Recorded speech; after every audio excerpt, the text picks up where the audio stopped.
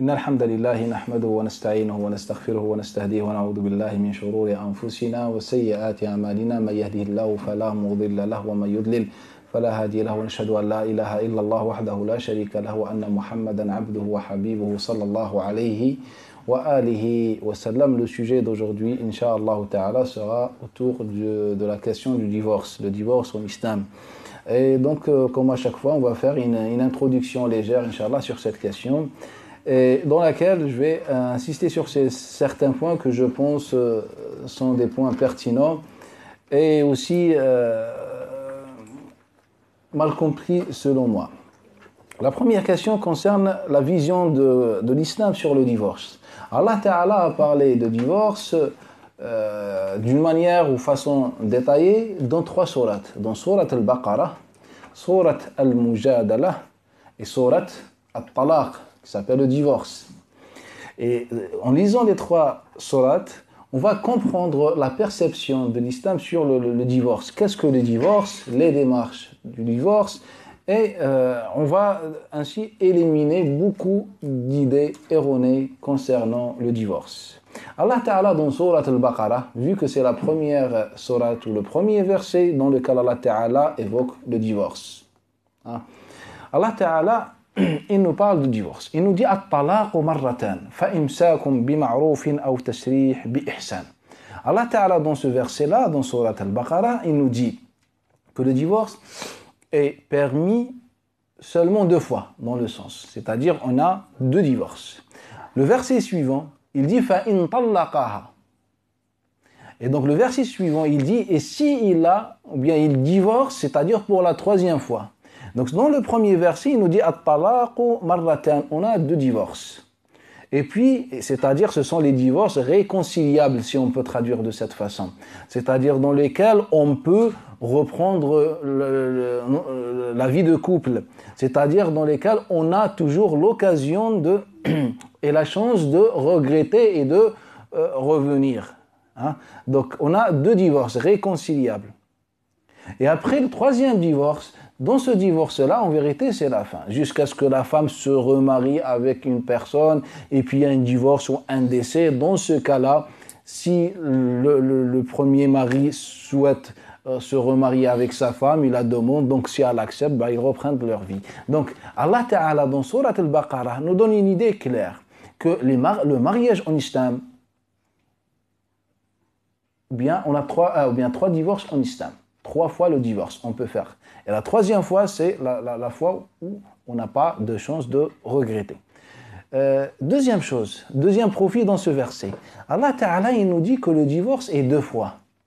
Et donc, tout simplement, l'islam considère le divorce, ou bien dans le sens que le divorce ne se fait qu'une seule fois, et une 2e fois, et une 3e fois.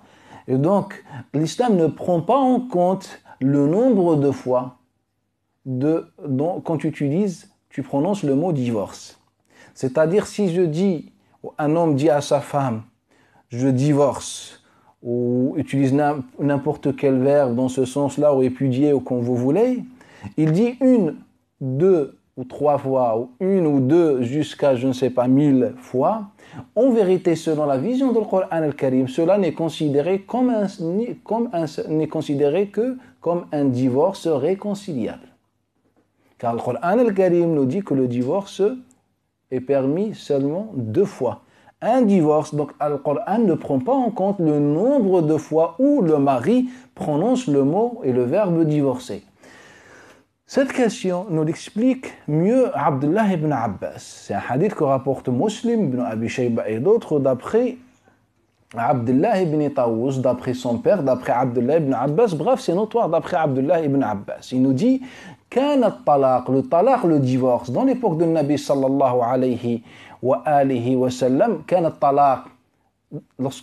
talaq dans lequel on prononce 3 fois la formule divorcé ou répudié, ce talaq prononcé 3 fois était considéré comme un seul divorce réconciliable, talaq raja.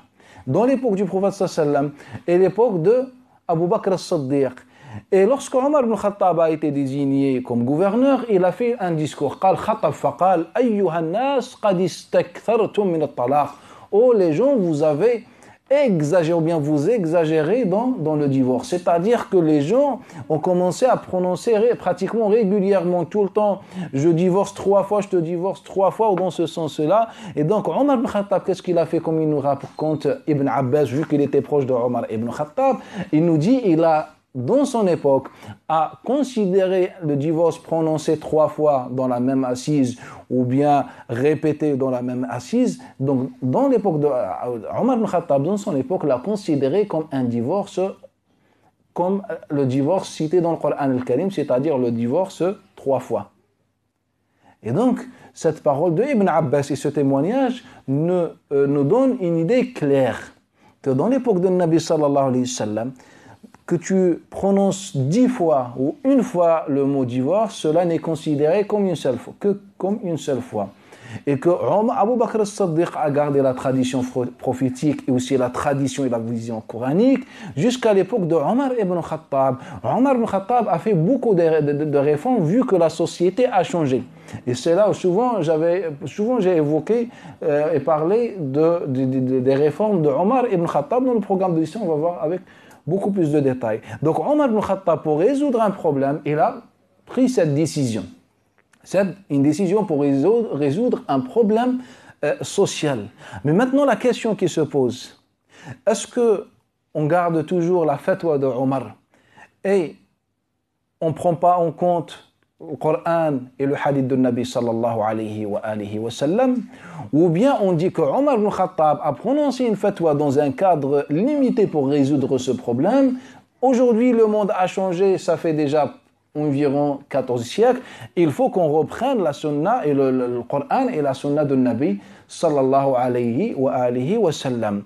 Dans l'époque de Nabi sallallahu alayhi wa sallam, on a un hadith de Ibn Jurayj, malgré qu'il est légèrement faible, mais il nous donne une idée, ça va dans le sens du Coran et le sens de la parole de Abdullah ibn Abbas. Donc Abdullah ibn Abbas nous rapporte aussi un témoignage concernant l'époque de Nabi sallallahu alayhi wa sallam. Il nous dit que je n'ai constaté ce changement que dans l'époque de Omar ibn Khattab. Ça nous montre que la sunna connue avant l'époque de Omar ibn Khattab, c'est que le divorce prononcé une ou deux ou plus de fois n'est considéré que comme un seul divorce. Dans le hadith d'Ibn Jurayj, d'après un descendant, un fils de Abi Rafi', d'après Abdullah ibn Abbas, il nous dit que il est rapporté par Tirmidhi d'après Rukana que le Nabi sallallahu alayhi wa sallam a reçu un homme, dans une version c'est Rukana, qui a divorcé sa femme 3 fois, ou bien pas 3 fois, en prononçant la formule de divorce 3 fois.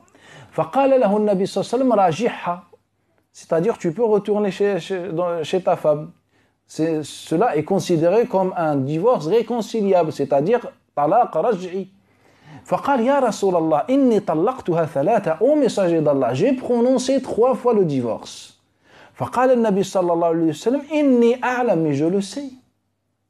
Et puis il récite sourate At-Talaq, Ya ayyuhan nabi idha talaqtum an-nisa fatalliquhunna li'iddatihinna, le premier verset dans sourate At-Talaq, dans lequel Allah Ta'ala dit au messager, au prophète, quand vous répudiez les femmes, répudiez les femmes conformément dans le sens à la idda, c'est-à-dire que le Coran al-Karim nous dit, et le prophète déjà nous le précise, que le Coran a une vision claire sur le divorce, qu'il y a une démarche à suivre dans le Coran al-Karim. Donc la première chose, c'est que le Coran al-Karim nous dit le divorce permis est 2 fois possible. 3e fois, il est permis, mais il faut que la femme se remarie pour qu'on puisse se remarier plus tard avec elle s'il y a un divorce ou un décès. 2e démarche dans le Coran al-Karim, c'est dans sourate Al-Imran. Il y a un problème fondamental. Allah Ta'ala, il nous dit, lorsque vous voulez divorcer, il faut divorcer d'une façon conforme à la idda. D'une façon conforme à la idda. Il vient, Abdurrahman ibn Yazid d'après Ibn Mas'ud, Ikrima d'après Ibn Abbas, sinon toi d'après les compagnons, il vient nous expliquer ce que ça veut dire al-idda. Et ils nous disent, on ne divorce pas avec une femme lorsqu'elle est dans son cycle mensuel. dans al-'ada. On ne divorce pas une femme dans ce cas-là. On ne divorce pas avec une femme après avoir fait un rapport avec elle. C'est-à-dire, on a le cycle. Après le cycle, si l'homme a fait un rapport avec sa femme, pour X problème, peu importe les problèmes, il n'a pas le droit, et ce n'est pas un divorce légitime légal, donc ce n'est pas un divorce légitime, et il n'a pas le droit de divorcer qu'après le cycle prochain, suivant. Et après ce cycle-là, dans l'état de pureté, là, il peut divorcer avec sa femme.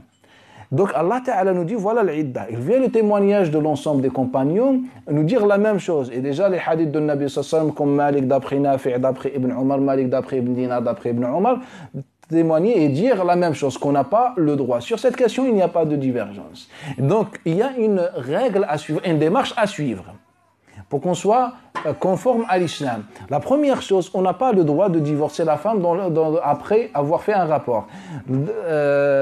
Deuxième chose, on n'a pas le droit de divorcer avec une femme dans son cycle, pendant son cycle. Donc ce n'est pas un divorce légitime. Mais pour quelle raison?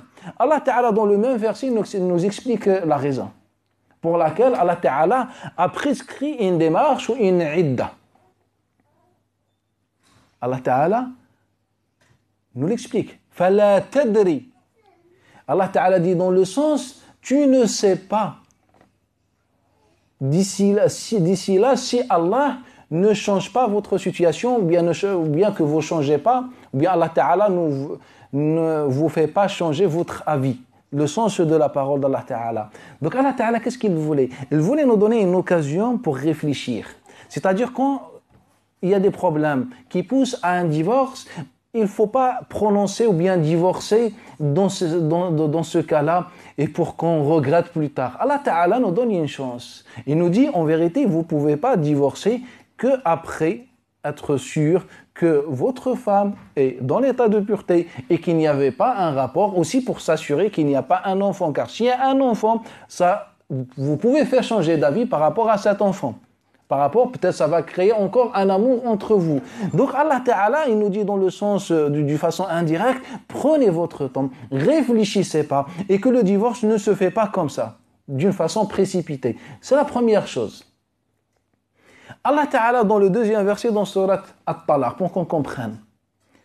فَإِذَا بَلَغْنَا أَجَلَهُنَّ فَامْسِكُوهُنَّ بِمَعْرُوفٍ أَوْ فَارِقُوهُنَّ بِمَعْرُوفٍ. Allah Ta'ala, il nous dit dans le deuxième verset, et quand elles atteignent le terme, c'est-à-dire les 3 périodes qu'elles doivent observer dans le sens avant la séparation, c'est-à-dire après un divorce et avant la séparation réelle, Allah Ta'ala, il nous dit, quand elles atteignent ce terme-là, qu'est-ce que vous devez faire? Ashhidu dawai adlin minkum. Vous devez faire venir 2 témoins pieux que vous acceptez. Pour quelle raison? Donc Allah Ta'ala, il nous dit, il y a une démarche à suivre, il y a une idda à respecter, il y a un état à respecter. Et maintenant, après avoir réuni toutes les conditions, Allah Ta'ala, il nous dit, vous devez avoir 2 témoins. Ce qui est étrange, c'est que dans le mariage, on se marie bien dans la présence des témoins. C'est vrai ou pas? Est-ce qu'il y a un verset sur ça? Non. Est-ce qu'il y a un hadith sur ça? Non. Il n'y a aucun texte en islam qui nous parle des témoins ou du témoignage dans le mariage. Il n'existe pas. Le hadith de Aïcha est mensonger, pratiquement sans divergence. Hadith de Ibn Abbas, encore pire.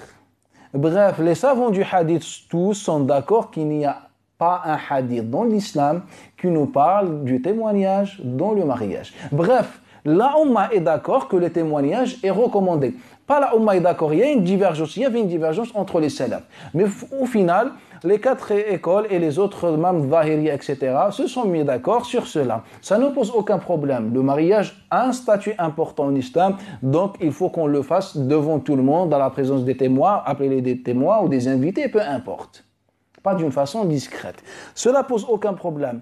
Mais la question la plus grave, pourquoi on impose le témoignage dans le mariage alors qu'on n'a aucun texte, ni verset ni hadith, et on ne l'impose pas là où il y a le texte? Car Allah Ta'ala nous dit deux choses dans ce verset. Quand elles atteignent le terme, famsikuhunna bima'ruf, c'est-à-dire vous pouvez reprendre avec elles. C'est un marié, c'est un divorce réconciliable. Vous pouvez reprendre votre vie. Il nous dit ça. Deuxième chose, aw fariquhunna bima'ruf, ou bien séparez-vous d'elles. Mais dans ce cas-là, wa ashhidu dawa ya'adimikum. Allah Ta'ala, juste après avoir parlé de séparation, il nous dit faites venir des témoins pieux. Et on n'a pas appliqué le verset. C'est vrai, il y a une divergence, certains savants disent que c'est recommandé, d'autres ils disent que ce n'est pas recommandé, on est dans un débat. Le verset est clair sans rentrer dans les interprétations stériles.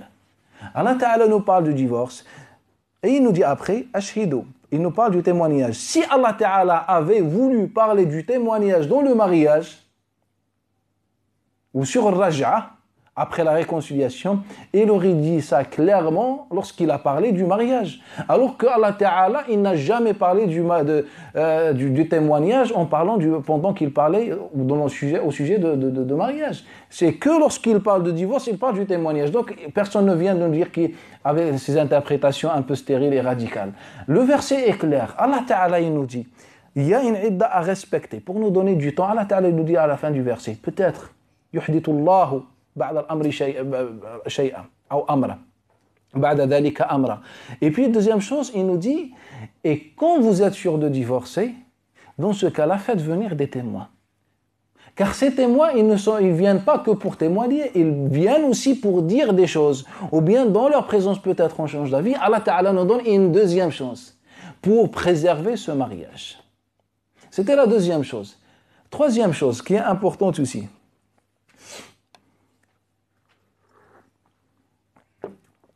Ou bien avant de parler de la troisième chose, Allah Ta'ala, ou bien quand on prend les livres du fiqh ou les fatwas, on trouve que tous les savants musulmans sont d'accord sur une question qui est radicalement contradictoire au Coran al-Karim, avec le Coran et le Hadith. C'est que dans le mariage, ou bien dans le divorce, l'homme, lorsqu'il prononce le mot divorce, d'une façon volontaire ou pas volontaire, d'une façon sérieuse ou en plaisantant, cela est considéré comme un divorce sans divergence. À tel point que certains savants disent que lorsque tu parles de divorce et tu donnes un exemple, par exemple, je vous dis, par exemple, moi je suis en train de vous expliquer le divorce et je donne un exemple. Imaginez que moi je divorce ma femme et je lui dis je te divorce. Et bien chez certains savants c'est un divorce. Alors que je suis en train de donner un exemple pour expliquer la question. Et bien, chez certains savants, il est considéré comme un divorce. On se réfère à un hadith dans la question. Bref, les savants sont d'accord que lorsque tu dis à ta femme, même en plaisantant, je divorce avec toi, ou bien tu es plus ma femme, même dans une plaisanterie, il n'y a pas de divergence, que c'est un divorce. Il n'y a pas de divergence. On leur dit pourquoi? Ils nous disent le hadith que rapportent les gens de Sunan d'après Abdurrahman ibn Habib, d'autres ils disent Habib ibn Abdurrahman, bref, il est inconnu. Personne ne connaît cette personne. D'après Ata, d'après Youssef ibn Mahak, d'après Abi Huraira. Cette chaîne de transmission est mensongère, car déjà Ibn Jurayj, l'élève de Ata, il nous dit que c'était la parole de Ata et non la parole de Nabi sallallahu alayhi wa sallam. Donc Ata, il disait cette parole. Thalatun jidduhunna hazl wa hazluhunna jidd. Trois choses. Si elles sont, elles sont faites de façon sérieuse, sont considérées sérieuses. Et si elles sont faites en plaisantant, sont considérées sérieuses. Le sens du verset. C'est-à-dire, en tout cas, le divorce est fait. Ou bien ces trois choses sont faites. Première chose, c'est le mariage. Deuxième, c'est le divorce. Troisième, c'est al-idda. Mais la question fondamentale, sans qu'on parle de la chaîne de transmission, pourquoi vous avez adopté cette position quand il s'agit du divorce et non quand il s'agit du mariage? Pour le mariage, vous avez compliqué les choses. Il faut les témoins, il faut la dot, il faut etc. Bref, ce que Allah Ta'ala nous dit, le prophète sallallahu alayhi wa sallam. Donc, les choses sont compliquées. Et donc déjà, on n'est pas cohérent.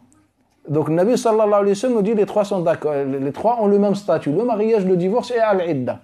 Mais quand on a mis le hadith dans les chapitres juridiques, on a fait la différence. On a dit non, le mariage c'est une exception. Alors que le prophète, si on attribue ça au prophète, ne fait pas la différence. Bref, c'est un hadith mensonger par rapport à la chaîne de transmission et aussi mensonger par rapport au fait qu'il est contradictoire avec le Coran. Allah Ta'ala nous impose des démarches à faire. Pour quelle raison? Pour gagner du temps, pour pouvoir réfléchir et regretter. Et toi, tu viens me dire que le divorce en islam est facile. Tu prononces un mot et c'est fait. Et ça, c'est un problème. Autre chose. Toujours par rapport à ça. Et c'est un point qu'on n'a pas remarqué. Prenez avec moi Surat al-Mujadala. Allah Ta'ala dans Surat al-Mujadala, il commence Qad sami'a Allahu. Il nous parle Allah Ta'ala d'un récit d'une femme qui s'appelle Khawla bin Tha'laba. Ce n'est pas important dans la scène, mais juste le récit, la cause de la descente du verset, le contexte du verset, juste un récit à prendre en compte. Car Allah Ta'ala va dire la même chose. Cette femme était mariée avec un certain Aws ibn Samit. Comme nous rapporte Hisham et Abu al-Aswad, les deux d'après Urwa, ils nous disent, d'après Urwa, que Aws ibn Samit était quelqu'un qui prononçait souvent le divorce. Tout le temps dans sa bouche, à chaque fois un problème avec ça, comme aujourd'hui et comme partout. À chaque fois il y a un problème, divorce. Et lui, il utilisait le mot al-dhihar, que je te compare au dos de ma mère. C'est une métaphore ou bien une façon que les Arabes utilisaient pour divorcer. Dhihar, c'est-à-dire que tu es haram pour moi, vu que je ne peux pas faire un rapport avec ma mère, c'est haram, donc tu es haram comme ma mère. Je te donne le statut de ma mère, qui veut dire que tu es interdite, illicite à partir de maintenant pour moi. Et donc, à chaque fois, il utilisait ce mot anti kadhar ummi anti a'al. On avait marre. Elle est partie voir le Nabi sallallahu alayhi wa sallam. Elle dit, la surah, voilà ce qui se passe. Allah Ta'ala fait descendre cette surah pour nous enseigner, nous donner la voie et la vision sur le mariage, sur le divorce. Allah Ta'ala dit walladhina yudhahiruna min nisa'ihum. Regardez avec moi. Je ne sais pas si vous avez la traduction, vous me dites si je traduis pareil ou pas pareil. Allah Ta'ala dit walladhina yudhahiruna min nisa'ihim. Ceux qui comparent leurs femmes au dos de leur mère, dans le sens. Thumma ya'uduna lima qalu. Et puis ils reviennent et ils redisent la même chose. Ils répètent la même chose. C'est-à-dire ceux qui disent à chaque fois à leur femme, vous êtes haram, comme le dos de ma mère, vous êtes considéré comme ma mère dans le sens que vous êtes haram, et à chaque fois ils répètent, thumma ya'uduna lima qalu. À chaque fois ils répètent. Et bien dans ce cas-là, fatahriru raqaba, Allah Ta'ala considère cette formule comme la formule la plus stricte. Pour quelle raison? Car Allah Ta'ala va imposer des jugements supplémentaires. Donc c'est un divorce plus tu dois affranchir un esclave ou jeûner 60 jours ou donner à 60 personnes, à manger à 60 personnes. Donc Allah Ta'ala dans ce verset, le deuxième verset de Surat Al-Mujadala est clair. Il nous dit وَالَّذِينَ يُظَاهِرُونَ مِن نِسَائِهِمْ. Ceux qui prononcent cela, à chaque fois, à répétition, ceux qui divorcent tout le temps, sans cesse, à chaque fois il y a un problème, je divorce. À chaque fois il y a un problème, tu es haram. À chaque fois il y a quelque chose, tu n'es plus considéré comme ma femme. À chaque fois il y a quelque chose. Et bien, qu'est-ce qu'ils méritent? Leurs femmes deviennent réellement haram dans le sens qu'il faut qu'ils affranchissent un esclave ou ils donnent à manger à 60 personnes. Donc, elles ne sont pas haram, leurs femmes sont considérées toujours comme leurs femmes. Mais pour qu'ils puissent, Allah Ta'ala dit, pour qu'ils puissent refaire un rapport intime, il faut qu'ils payent ou ils jeûnent. C'est une punition. Est-ce que vous voyez ce que je veux dire? Donc, Allah Ta'ala nous parle d'une façon directe. Il nous dit, lorsqu'il y a des gens, quand on prend le récit, ou bien même si on n'a pas le récit, le contexte, le verset est clair. Il ne parle pas que de prononcer le mot dhihar. Il parle aussi de répéter. Thumma ya'udun. Il répète, la répétition. Donc ceux qui ne comprennent pas, ceux qui se moquent des jugements d'Allah Ta'ala, c'est-à-dire le divorce, à chaque fois il est dans leurs mots, je divorce, tu es haram pour moi, tu n'es plus ma femme, ou je ne sais pas, ceux qui ne cessent pas de répéter ça, et bien Allah Ta'ala leur dit, il faut affranchir un esclave pour pouvoir revivre et refaire un rapport, c'est-à-dire reprendre une vie normale avec vos épouses, sinon vous devez donner à manger à 60 personnes ou jeûner 60 jours. Et donc maintenant, quand je prends ce verset, qu'est-ce qu'Allah Ta'ala dit d'une façon indirecte et claire? Est-ce que Allah Ta'ala a considéré la première fois dans laquelle on a prononcé le mot dhihar, est-ce qu'Allah Ta'ala l'a considéré comme un divorce?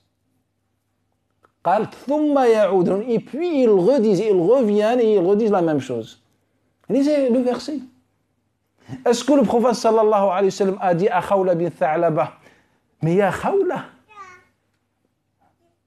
ça fait déjà un moment que vous êtes plus époux et épouse. Car elle va lui dire, ya Rasulallah, tout le temps il répète la même chose. C'est vrai ou pas, le récit? Est-ce que le prophète sallallahu alayhi wa sallam lui a dit, ah mais ya Khawla, vous êtes divorcée depuis un moment, depuis la première fois où ton mari a prononcé le mot divorce. Mais est-ce que le prophète l'a dit? Non, on ne réfléchit pas. Donc le Nabi sallallahu alayhi wa sallam, tout simplement, n'a pas considéré les paroles de divorce de son mari comme des paroles légitimes. Donc selon le prophète sallallahu alayhi wa sallam, n'était pas un divorce. Pour quelle raison? Car le divorce en islam doit être bien fait conformément à certaines démarches. Dans l'état de pureté, qu'il n'y a pas de rapport, qu'il y a des témoins, c'est obligatoire, vous êtes marié dans la présence des témoins, des gens, etc. Donc pour que vous fassiez un divorce, il faut que de la même façon, etc. C'est ça la vision dans le Coran al-Karim, je ne rajoute rien, je suis en train juste de détailler les thèmes ou les points fondamentaux de ces versets, dans ces versets-là. Voilà ce que Allah Ta'ala nous dit. Elle vient cette femme, elle dit, ya Rasulallah, voilà, à chaque fois, il me divorce, je prononce le mot dhihar. Et Nabi sallallahu alayhi wa sallam ne va pas lui dire, mais en fait, vous êtes divorcé depuis pas mal de temps. En fait, déjà, vous êtes dans le haram. Non, Nabi sallallahu alayhi wa sallam ne dit pas. Et Allah Ta'ala le confirme. Il dit qu'on ne prend pas en compte les premières fois, mais cette fois-ci, on prend en compte. Ce n'est pas pour appliquer un divorce ou imposer un divorce, c'est juste pour qu'il fasse une tauba. Et avant qu'il reprenne la vie avec toi, avant que vous fassiez quoi que ce soit ensemble, il faut qu'il fasse la tauba. C'est quoi cette tauba? Affranchir, jeûner ou donner à manger. Nous, qu'est-ce qu'on a dit? Nous, chez nous, les fuqaha, c'est facile. Allah Ta'ala a parlé du divorce, donc à chaque fois que tu prononces divorce, c'est haram. Allah Ta'ala a dit témoin, et donc nous, on a mis une idée dans nos têtes que le mariage, ce n'est pas comme le divorce. Le mariage, c'est compliqué, c'est mithaq ghalid, mais le divorce n'a aucun statut. Donc on a suspendu ce verset, bien sûr, on va se débrouiller pour trouver des interprétations. Et après, on a dit, il y a un deuxième chapitre dans le Din qui s'appelle le chapitre de dhihar. Donc on a le grand chapitre du divorce. Il y a plusieurs catégories. Parmi les catégories du divorce, il y a le dhihar. Il n'y a pas de dhihar. Le dhihar dans le Coran al-Karim, tout simplement, il est expliqué de cette façon. Lorsqu'il y a une exagération dans la vie de couple, c'est-à-dire lorsque le mari prononce à chaque fois divorcé, Allah Ta'ala nous dit non, il faut qu'il fasse tawbah. Ça devient comme un serment. Celui qui fait un serment, il ne le tient pas. Qu'est-ce qu'il doit faire? Il doit jeûner ou donner à manger, etc. Et donc, c'est la même chose dans le verset. Donc, si on résume, Allah Ta'ala nous parle des démarches pour que le divorce soit valide. Allah Ta'ala nous dit que dans l'islam, il y a le divorce 3 fois. Et pas une fois en prononçant 3 fois. Il y a une différence. Le verset est clair, la sunna, témoignage de Ibn Abbas. Et puis la troisième chose, lorsqu'il y a un divorce réconciliable, comment faire pour revenir ensemble? Et donc, en islam, dans la vision islamique, ce divorce, en vérité, c'est un divorce et ce n'est pas un divorce en même temps. C'est un divorce dans le sens qu'on est dans l'attente d'une vraie séparation, si on ne veut pas revenir. Et ce n'est pas un divorce, car on vit ensemble, elle est toujours considérée comme une épouse et il est toujours considéré comme un époux. Et donc, dès qu'ils sont d'accord, ils se mettent d'accord, ils sont déjà, il n'y a pas des démarches à faire, il n'y a pas de témoignage à faire, il n'y a rien à faire. Mais c'est pour ça que je vous ai dit, et je vais vous parler de 3 points. C'est le 3e point. Pourquoi je dis cela? Je dis ça tout simplement car, imaginez un homme a eu un problème avec sa femme, et puis il a fait les démarches, etc. Bref, il y avait le divorce. Et ils sont dans cette période. Et lui, il veut revenir avec sa femme, ou récupérer sa femme, ou comme vous voulez. Eh bien, il suffit juste l'intention. Et donc, il met dans sa tête. C'est bon, il n'y a plus de divorce, dans sa tête. Eh bien, il n'y a plus de divorce. Même si elle n'est pas informée, même si elle est en colère, même si elle veut divorcer, même peu importe, juste il met dans sa tête qu'il n'y a plus de divorce, bah, auprès d'Allah Ta'ala, il n'y a pas de divorce. Et dans des exemples, ils nous disent par exemple, si par exemple quelqu'un divorce avec sa femme, et puis il part en voyage, et bien pendant le voyage, il est assis tout seul, il parle avec un ami à lui. Il lui dit, en fait c'est bon, je récupère ma femme. Et bien sur le moment, sa femme, elle n'est plus divorcée. C'est bon, ils sont ensemble. Donc elle n'est même pas au courant, ça se trouve, elle est partie porter plainte ou je ne sais pas. Mais auprès d'Allah Ta'ala, seulement, il n'y a plus de divorce. Tout simplement, la femme est un objet. Bismillah, le thé, il est bon. Si il n'est pas bon, la poubelle. Et quand je change d'avis, ah bah il est bon, je le garde.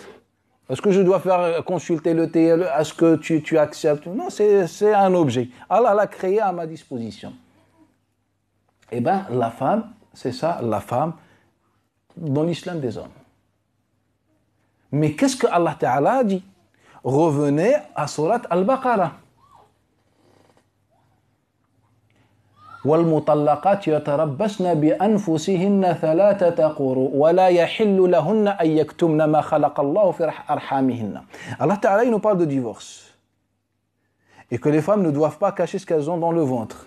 Revenez à la surah de Talaq, c'est-à-dire toujours pour donner une chance à reprendre cette vie. Si la femme entre-temps elle est enceinte, etc., et elle ne veut pas dire à son mari, elle n'a pas le droit. Car toujours, on a l'avantage, on donne l'avantage à la réconciliation. Allah Ta'ala, qu'est-ce qu'il dit à la fin? In aradu islaha. Et donc, ils peuvent revenir si ils veulent la réconciliation. Il, ici, avec S, veut dire tout simplement les époux. Sans divergence. Donc, en vérité, la femme, le Coran n'a pas été envoyé aussi pour les femmes. Le Coran, c'est pour les hommes. Les hommes, si vous voulez la réconciliation, en fait, ce n'est pas traduit réconciliation. Je ne sais pas comment c'est traduit dans les traductions aujourd'hui, mais quand on prend les tafsirs, en fait, s'ils veulent reprendre ou recommencer ensemble, donc c'est eux à décider. C'est eux à décider. Alors quand on prend le mot l'islah, réconciliation, dans le Coran al-Karim, on trouve qu'Allah Ta'ala a utilisé le mot dans deux sens. L'islah qui veut dire la tawbah, le changement, le repentir, etc. L'islah qui veut dire réconcilier dans le sens apparent, c'est-à-dire entre deux personnes qui sont dans le désaccord. Et donc là on parle des hommes et des femmes, donc logiquement on est en train de parler des deux personnes qui sont concernées. Donc dans la logique du verset, il avec S veut dire les hommes et les femmes. S'ils veulent la réconciliation, bismillah.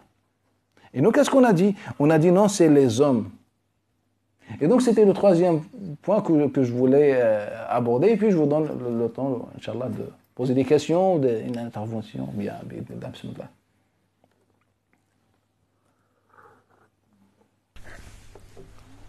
Salam alaikum. J'aurais une première question concernant deux hadiths rapportés par Thawban. Que si une femme elle divorce sans raison valable, elle ne sentira pas l'odeur du paradis.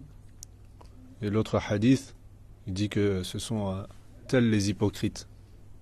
Est-ce que ces hadiths sont authentiques? Et ça veut dire une raison valable. Barakallahu fik. Donc on revient à la même question. Le divorce dans le Coran al-Karim concerne les hommes et les femmes. Dans les versets que j'ai donnés, on parlait des hommes. Mais Allah Ta'ala dans le Coran al-Karim, dans Surat al-Baqarah, a parlé des femmes. وَلَا يَحِلُّ لَكُمْ أَن تَأْخُذُوا شَيْئًا مِمَّا آتَيْتُمُوهُنَّ إِلَّا أَن تَخَافُوا أَن لَا يُقِيمَ حُدُودَ اللَّهِ. C'est un verset qui parle de la femme. Que lorsque la femme veut divorcer, vous n'avez pas le droit de reprendre ce que vous lui avez donné dans la dot. ou bien auparavant. Donc si elle veut divorcer, vous pouvez pas lui faire du chantage. Bah écoute, je t'ai donné une maison, je t'ai offert une voiture ou un cadeau, bah redonne-moi tout et puis on divorce. Allah Ta'ala nous dit non. Concernant ce hadith, en vérité, à chaque fois je donne cet exemple. Les musulmans, ou beaucoup des prédicateurs, tu leur dis regardez le soleil, tu leur montres le soleil, ils voient un soleil. Et après il vient quelqu'un, un passager, et il leur dit d'après un tel, le soleil n'existe pas. Ah bah ils vont prendre ça en compte. Alors qu'ils voient un soleil devant eux. Non, un tel d'après un tel, que le soleil n'existe pas. En vérité, c'est ça le problème. Combien de fois des femmes, dans l'époque de Nabi sallallahu alayhi wa sallam, ont divorcé avec leur mari, ont pris la décision de divorcer, ont prononcé le divorce. Combien de fois? Et pour quelle raison? Al-Via Rabi' bint Al-Rubayy' bint Muawwid ibn Afra, hadith qui est rapporté par les gens de Sunan d'après Sulayman ibn Yasar et d'autres, elle divorce, elle a fait ce qu'on appelle le khul'sa. Lorsque l'homme divorce, on dit at-talaq. Lorsque la femme divorce, on dit al-khul', pour distinguer, pour faire deux catégories. Et donc, elle a fait un khul', c'est-à-dire c'est elle qui a pris la décision de divorcer dans l'époque de Nabi sallallahu alayhi wa sallam. Elle vient Habiba bint Sahl, l'histoire avec Thabit ibn Qais ibn Shammas. Elle dit Ya Rasulallah, la ana wa la Thabit. La ana wa la Thabit, c'est-à-dire je ne veux plus de Thabit. Le hadith il est dans le Bukhari, dans Muslim, dans le Tirmidhi, etc. D'après Abi Hariz, Ayyub, Qatada, les trois, d'après Ikrima, d'après Ibn Abbas, rapporté par le Bukhari, Muslim et Malik, d'après Yahya ibn Sa'id Malik, d'après Yahya ibn Sa'id Ansari, d'après Amra, d'après Aïcha, radiallahu anha, par Tabarani, d'après Sahl ibn Abi Hathma. Ces compagnons nous rapportent l'histoire d'une femme qui vient voir le Nabi sallallahu alayhi wa sallam, Habiba bint Sahl. Et la trouve devant la porte. Qu'est-ce qui se passe? Ya Habiba. Elle lui dit, Ya Rasulallah, la ana wa la Thabit. Je ne veux plus rester avec Thabit. Qu'est-ce qui se passe? Il t'a frappé? Il t'a insulté. Frapper aujourd'hui, c'est autorisé chez certains. Il t'a insulté? Il t'a fait quoi? قالت يا رسول الله إني رفعت جانب من الخباء. Comme un rideau comme ça. J'ai poussé le rideau et je vois mon mari arrive avec un groupe d'hommes, de jeunes avec lui. Et il était le plus laid, le plus moche. فكان أقبحهم وجها وأقصرهم قامة. Il était le plus petit de taille. Et moi, je ne reste pas avec quelqu'un comme ça. Et elle dit, Ya Rasulallah. Elle termine pas la parole. Ya Rasulallah, par Allah, je ne lui reproche ni la bonté, ni la piété. C'est-à-dire, il est, Masha'Allah, se comporte bien, il me respecte, il me préserve mes droits, il est pieux, mais je ne veux pas rester avec quelqu'un qui n'est pas beau. Donc le soi-disant fameux hadith dans lequel sont les hypocrites, c'est celui d'Ibn Abbas, ou celui de Thawban ibn Yajd dans lequel il dit ne sentira pas l'odeur du paradis ou je ne sais pas, et ben Nabi n'était pas au courant de ce hadith-là qu'on lui attribue. Et là, Nabi, qu'est-ce qu'il fait? Ya Habiba, tu ne sentiras plus l'odeur du paradis, c'est ça?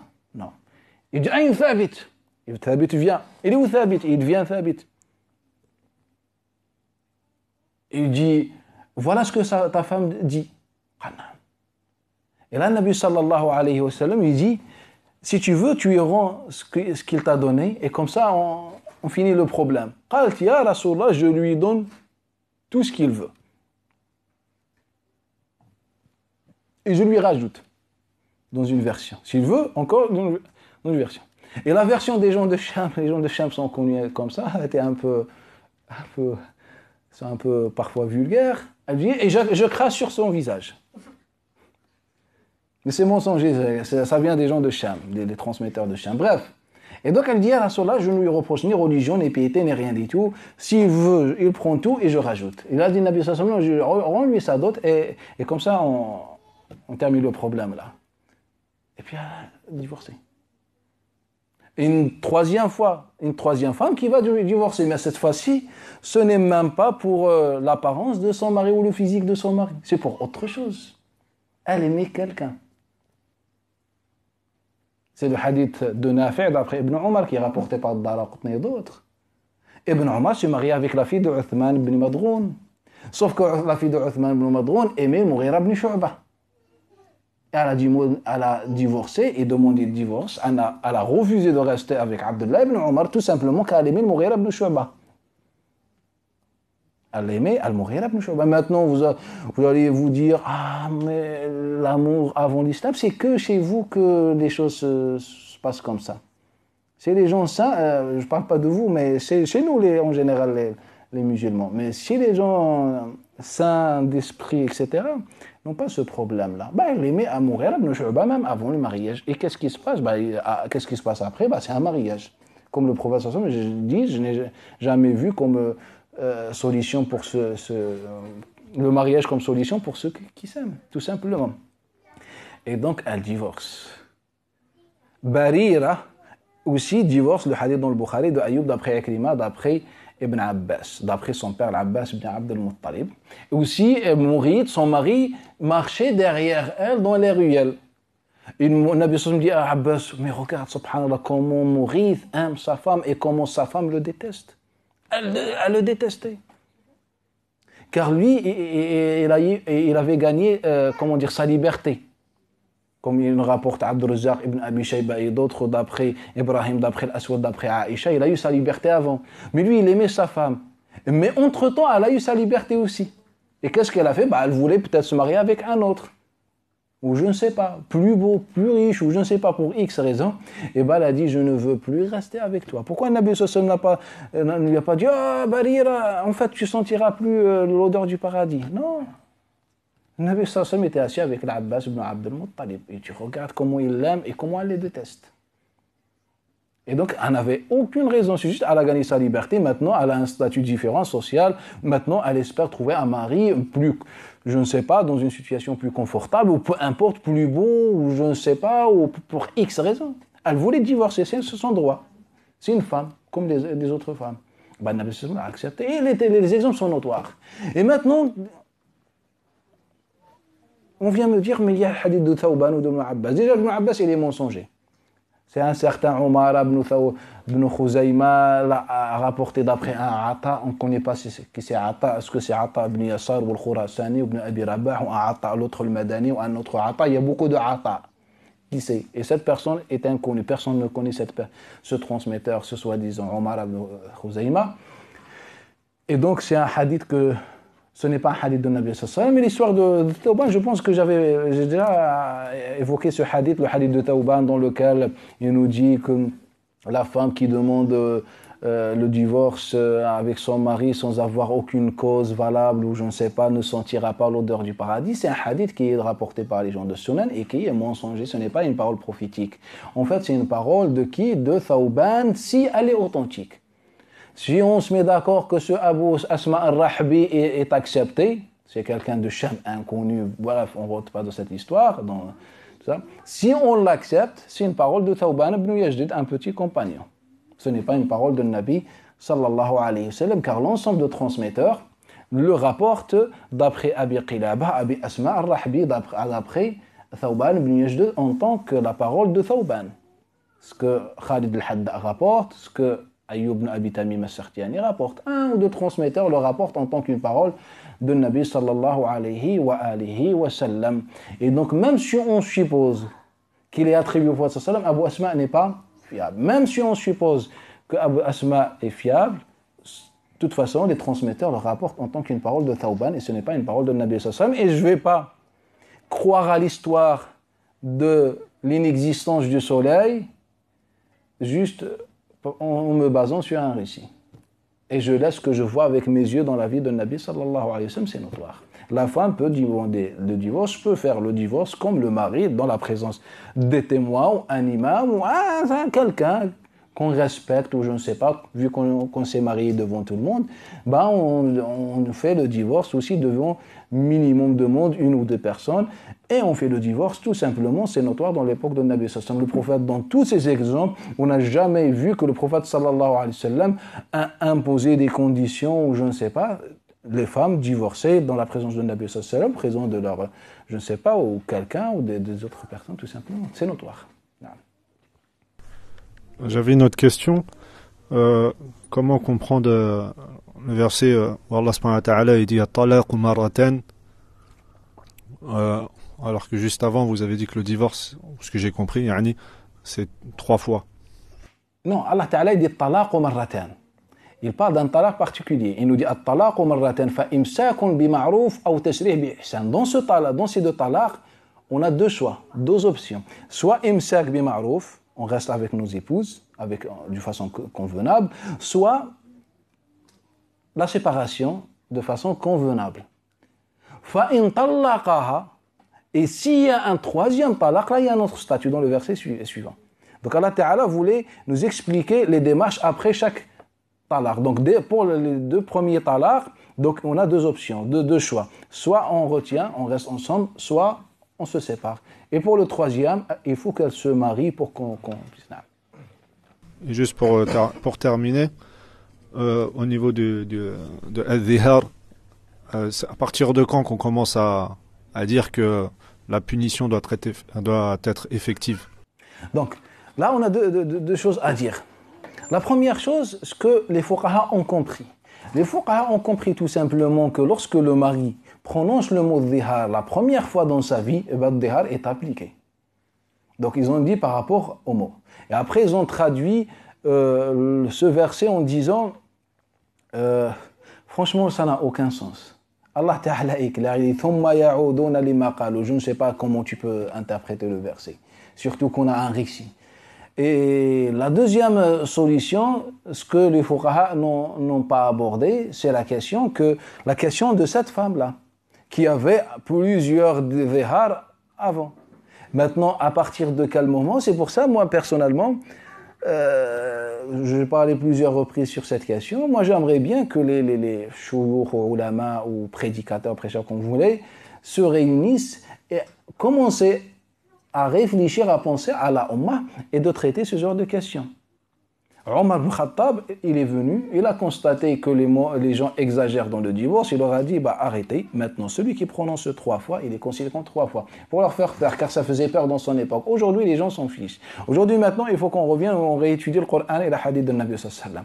On a vu le Coran al-Karim, comment il traite ce sujet, la question, il faut qu'on s'assoie, on traite, est-ce qu'aujourd'hui, il est temps d'appliquer le verset dans lequel Allah Ta'ala parle du témoignage. Il est temps d'appliquer le verset dans lequel Allah Ta'ala parle de nombre de fois, etc. Comment faire face à cette situation?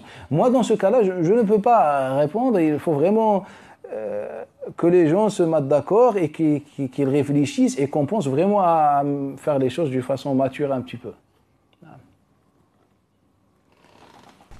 Cheikh, dans le hadith, le premier hadith que vous avez évoqué, la femme qui a divorcé son mari parce qu'il était laid, vous avez, elle a rendu sa dot. Parce que, est-ce que c'est obligatoire pour la femme qui divorce de rendre la dot que son mari lui donne? En fait, là, les savants généralement divergent sur cette question. Certains disent que si l'erreur vient de lui, elle ne rend pas la dot. Et si, sans avoir aucune raison, elle divorce, dans ce cas-là, elle lui rend sa dot. Donc si on prend le hadith de Nabi sallallahu alayhi wa sallam, on peut comprendre dans ce sens-là, car elle vient dire, Ya Rasulallah, je ne reproche pratiquement rien à cet homme. Et il est mashallah dans tout. Sauf que je ne veux pas de lui. Parce que si on prend le contexte de ce hadith, on peut dire, Naam, si elle vole toute seule, sans avoir aucune raison, et elle le dit, elle affirme qu'elle n'a aucune raison, dans ce cas-là, elle rend sa dot. Cheikh, je veux savoir, est-ce que l'idda c'est quelque chose d'intemporel? Ça veut dire que ça restera à tous les temps? Ou est-ce que c'était juste quelque chose d'une époque précise? Non, l'idda c'est dans le Coran al-Karim, Allah Ta'ala nous donne une loi. D'accord. Alors, vous avez dit que parmi les sagesses de l'idda, c'était qu'il y avait un temps, pendant ce temps-là, ils peuvent changer d'avis ou ils peuvent changer de décision. Il y a une hikmah dans ça. Mais l'homme, il peut se remarier directement. Et la femme, elle est obligée d'attendre 3 mois. Donc, je vois pas en fait la hikmah pour l'homme. C'est pour ça ce que tu viens de dire, tu as dit parmi les hikmahs. Et aussi parmi les hikmahs, c'est de s'assurer qu'il n'y a pas un enfant. Oui, mais Maintenant, actuellement, on peut savoir ça. Avant, on pouvait peut-être pas le savoir. Maintenant, on peut le savoir. Et une dernière chose. Inch'Allah, c'était à peu près sur le même sujet de toute façon.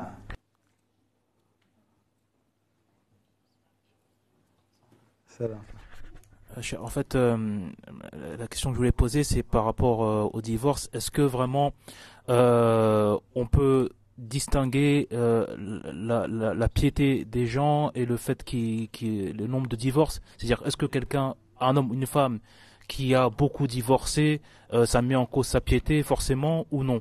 Et surtout je vais parler par rapport à ce qu'on entend sous vous, la parole qui soi-disant elle viendrait de la part d'un hadith Qudusi où soi-disant la chose le plus détestée auprès d'Allah, c'est le divorce.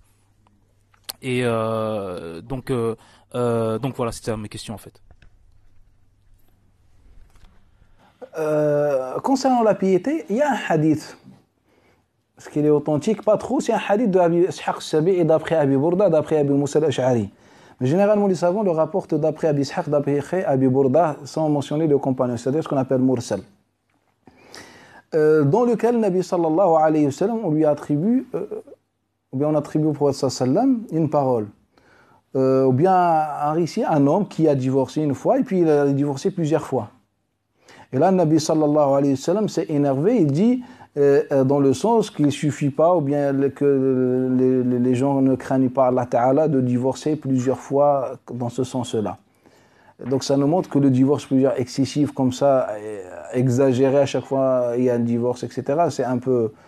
Mais Nabi sallallahu ne parlait pas de divorce réel, il parlait de prononcer le mot divorce. Prononcer le mot divorce.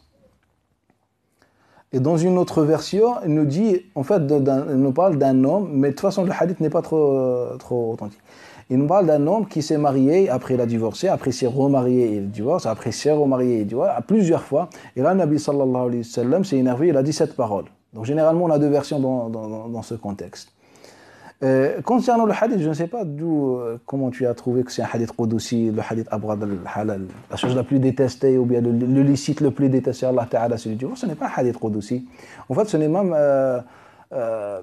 est-ce qu'il est authentique ou pas authentique? Certainement, il n'est pas trop authentique en matière de sciences de hadith, etc. Car c'est Mu'arrif qui le rapporte d'après Muharib ibn Dithar, d'après le prophète sallallahu alayhi wa sallam, et certains transmetteurs se sont transmis, ils ont dit ça, ils ont dit Muharib d'après Abdullah ibn Omar. Bref, ce n'est pas une parole qui est rapportée par un compagnon d'après Nabi sallallahu alayhi wa sallam, mais c'est par un tabi'i, Muharib ibn Dithar, qui est un grand savant, d'après un Nabi sallallahu alayhi wa sallam, mais l'essence, il accepte Na'am Abrad al-Halal indallah talaq, mais ça tout ce qui concerne les relations au sein des couples n'a aucun rapport avec la piété. Car il y a la nature humaine aussi qui intervient. Donc on n'est pas dans la piété. Sauf quand on parle d'exagérer, de prononcer, etc., bah ça montre que la personne est, je sais pas, est soumise au shaitan, ou bien il faut qu'elle se maîtrise, il faut qu'elle purifie un peu le nafs. Moi, c'est juste une petite question. Si on va dans le principe que c'est déconseillé le divorce, comment ça se fait que les récits que vous nous avez dit, que des femmes divorcées pour une histoire... son mari ne le plaît plus. Non, mais moi, je n'ai pas dit que le divorce est déconseillé.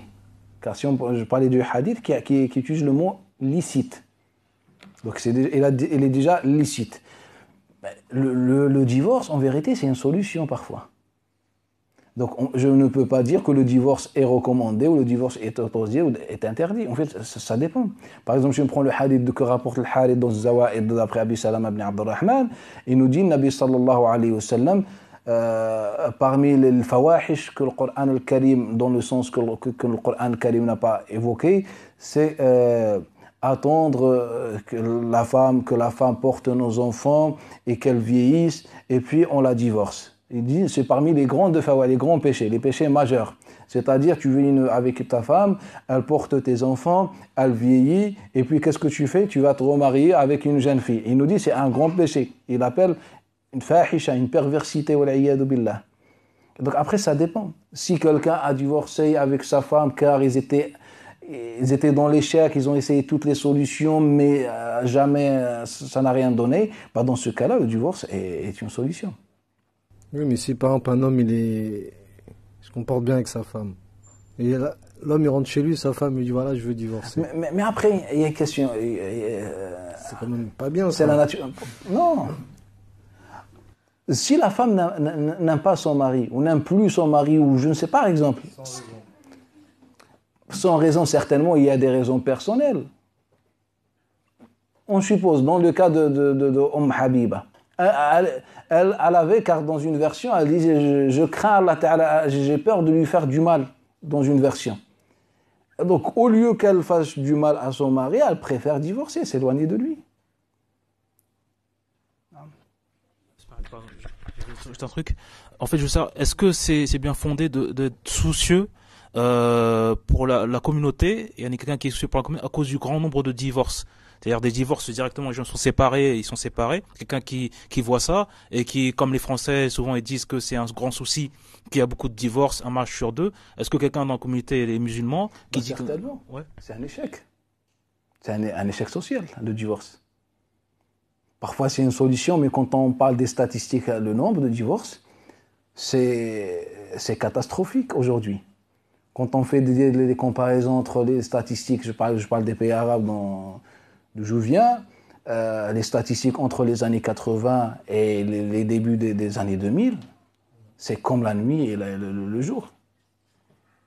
On était parfois dans les régions, même pas 1% de divorce. Et là, aujourd'hui, on dépasse les 20% dans certaines régions de divorce. C'est une catastrophe, c'est un échec. C'est qu'il y a un problème fondamental. Un problème fondamental. C'est parfois lié à la religion, parfois aux coutumes, parfois, mais il y a des problèmes, des éléments qui poussent à cet échec. Il faut qu'on étudie ces éléments-là. Si tu parles des chouïrs musulmans, on est encore occupé, comment on rentre à la mosquée, tu rentres pas, tu devances ta tête ou tes pieds, ou tu pries comme ça, ou tu pries comme ça, ou je ne sais pas, c'est ça encore notre souci. Peut-être, Inch'Allah, dans 2 siècles, quand le monde aura changé, nous, c'est là où on va découvrir cette question-là et on va se plonger dedans. Salam alaikum, cher. Un homme qui demande à sa femme de quitter le foyer et qui refuse de prononcer le divorce, il est considéré comment? Est-ce que c'est considéré comme un divorce ou pas? En fait, l'homme n'a pas le droit de demander à sa femme de quitter le foyer. En fait, c'est lui qui doit quitter le foyer. Allah Ta'ala dans le Coran al-Karim, revenez sur la Talaq, il nous dit une parole. Sauf que cette parole, elle est très, très, très, très pertinente. Allah Ta'ala dit وَلَا تُخْرِجُوهُنَّ مِنْ بُيُوتِهِنَّ. Regardez, Allah Ta'ala, il nous dit ne les faites pas sortir de vos foyers. Il ne dit pas de vos foyers, de leur foyer. Sachant qu'Allah Ta'ala, il parle des foyers des époux, des hommes. Et qu'est-ce qu'il dit? Il attribue le foyer aux femmes. Que donc, quand il y a un divorce, quand on veut faire un divorce, la personne qui est concernée par quitter le foyer, c'est l'homme et non la femme. Et donc, lorsque le mari dit à sa femme, quitte ta maison, donc religieusement, c'est interdit. Il contredit Al-Qur'an al-Karim. C'est comme moi, je te dis l'alcool est haram, et vient quelqu'un et me dit non, en fait, c'est halal. On est en train de contredire le Coran. Donc Allah Ta'ala, il dit aux hommes, ne faites pas sortir vos femmes de leur foyer à elles et non à vous. Donc dans le cas de divorce, c'est leur foyer et non à vous. Et donc déjà la question, est-ce qu'il n'a pas le droit de demander à sa femme de quitter le foyer? Et quitter, ce n'est pas un divorce. Le divorce doit être prononcé, comme Allah Ta'ala il dit, conformément à la iddah, d'une façon claire. On est sûr de notre décision, on fait venir des témoins, et de cette façon qu'on fait le divorce. Ce n'est pas comme tu veux, ou bien ce n'est pas le divorce, ça vient d'Allah Ta'ala. Le mariage, ça vient d'Allah Ta'ala. Donc on ne peut pas dire, voilà, tu quittes ma maison et puis c'est fini.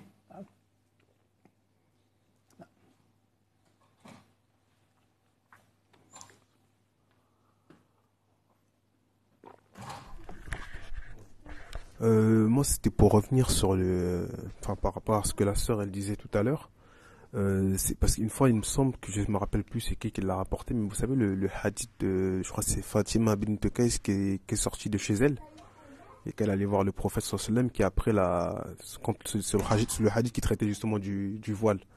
Ben là, est-ce qu'on constate pas que par exemple c'est cette femme-là peut-être qui est sortie de chez elle. Après, je connais pas exactement le contexte. Mais la question exacte, c'est quoi? Bah, c'est de dire entre guillemets, bah, est-ce que dans tous les cas, c'est toujours l'homme qui doit sortir en fait, puisque dans ce cas-là, c'est le prophète qui cherche justement à placer cette femme-là quelque part, je veux dire. Il y a une question fondamentale qui est à ce hadith-là. Après le divorce, qu'est-ce qui se passe? Après le divorce, l'homme doit prendre en charge sa femme pendant la période.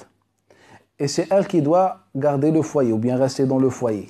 Et c'est à lui de sortir. C'est à lui de sortir. Il y a une deuxième question aussi importante. C'est que souvent on pense qu'une femme divorcée n'a pas le droit de sortir dans cette période. Ou bien une veuve n'a pas le droit de sortir dans cette période. On est d'accord? Et donc ce hadith, le hadith de Fatima bint Qais al-Khath'amiyya, c'est un hadith qui est notoire. On l'a abordé souvent. Malik d'après Yahya ibn Sa'id, d'après Abi Salama, d'après Fatima, Amir ibn Shurahil al-Sha'bi, d'après Fatima bint Qais. Bref, il est connu ce hadith-là. Elle vient, elle dit voilà, mon mari, voilà, il y avait un divorce. Il y a une question importante. Dans certaines versions, il dit talaqaha thalatan. Et certains savants pensent qu'il a prononcé 3 fois divorce. Non, il y avait déjà des divorces précédents. Et donc elle dit voilà, il y avait un divorce. Il y avait une 3e fois. Et mon mari, bref. En fait, après ça nous pousse à évoquer une autre question. Car elle lui dit, Ya Rasulallah, mon mari, voilà ce qu'il m'a envoyé, quelques poignées de farine ou de blé ou peu importe. Et donc elle est venue se plaindre auprès de Nabi sallallahu alayhi wa sallam. Il dit, La nafaqata wa la sukna. Et là, le prophète sallallahu alayhi wa sallam, il dit, La nafaqa wa la sukna. Que le mari n'est pas obligé de te prendre en charge, ni de te fournir un foyer. Et donc c'est pour ça que je dis que ça pousse à... Donc se rajoute sur cela, Omar ibn Khattab, dans le hadith que rapporte Muslim Bukhari toujours, d'après Ibrahim ibn Yazid al-Nakha'i, d'après l'Aswad, d'après Omar ibn Khattab, Abi Ishaq Sabi'i, d'après l'Aswad, d'après Omar ibn Khattab, il est rapporté par Masruq et d'autres. Bref, de façon notoire, Omar ibn Khattab il dit « Je ne délaisse pas le livre d'Allah et la sunna de Nabi sallallahu alayhi wa sallam pour la parole d'une femme ». On a déjà expliqué, je sais pas, dans certains cours, ça prend de temps de revenir sur les détails. Bref, il n'y a pas de divergence que le hadith ne veut pas ça. Peut-être un jour on aura le temps de parler, ça prend du temps de parler de ça. Bref, et là, Nabi sallallahu alayhi wa sallam lui dit, va chez Shuraih. Après il dit non, Shuraih est fréquentée par mes compagnons, car elle faisait beaucoup à manger, tout ça, les compagnons allaient régulièrement chez elle, la mixité. Et va chez Ibn Maktoum. Ibn Maktoum, c'est un homme, il va l'orienter vers la mixité à nouveau. Va chez Ibn Maktoum.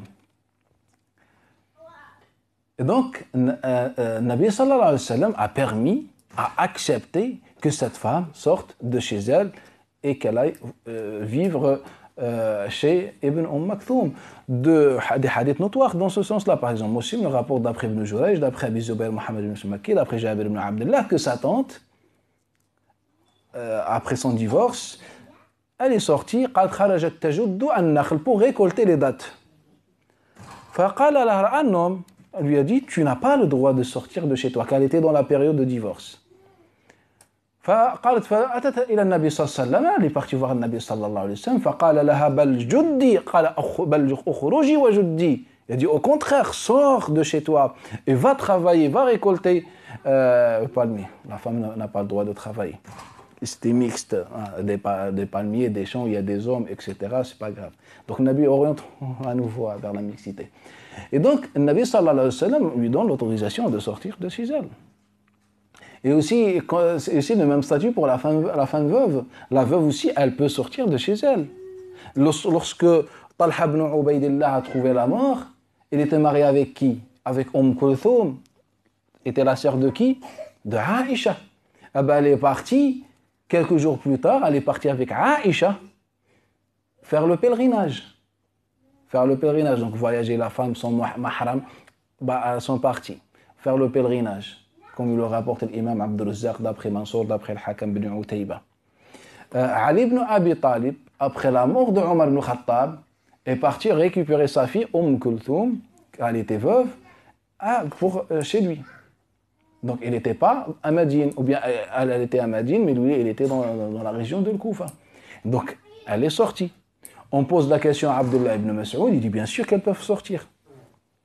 Et donc il n'y a pas en islam l'histoire que la femme veuve ne sort pas, ou je ne sais pas. Après il se base sur un hadith que rapporte Malik d'après, ya Allah, d'après Ishaq ibn Sa'd ibn Ka'b ibn Ujrah, d'après sa tante Zaynab bint Ka'b ibn Ujrah, et certains disent, ou bien le Hakim dit d'après, pas Ishaq ibn Sa'd, il dit d'après Sa'd ibn Ishaq, et donc ils ne sont pas d'accord sur la personne.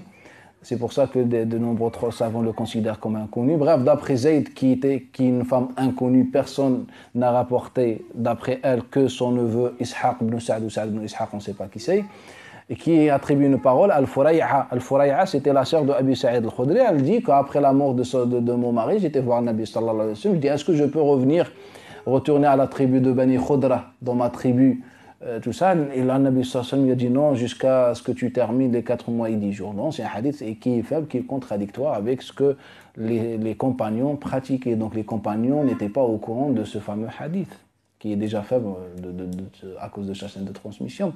Donc généralement, la femme, après le divorce, peut sortir, qu'elle est veuve ou juste divorcée, elle peut sortir, elle peut faire sa vie, sauf que le foyer, c'est à elle, c'est à l'homme de sortir, ce n'est pas le contraire.